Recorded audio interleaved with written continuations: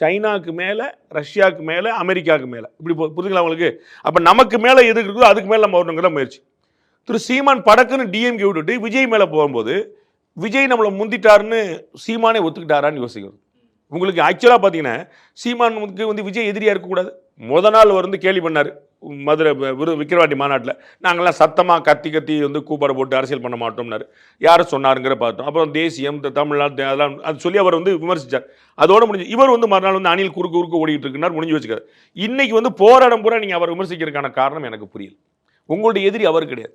சீமான் ஏன் வந்து விடுதலை சிறுத்தைகளை விமர்சிக்க மாட்டுது? ஏன் பாமக விமர்சிக்க மாட்டுது? ஏன் டாக்டர் கிருஷ்ணசாமி விமர்சிக்க மாட்டுது? தமிழ்நாட்டில் 100 கட்சி இருக்கு, ஏன் விமர்சிக்க மாட்டுது? ஏன் திமுக மட்டும் விமர்சிச்சது? ஏன் காங்கிரஸ் பாஜக மட்டும் விமர்சிச்சது?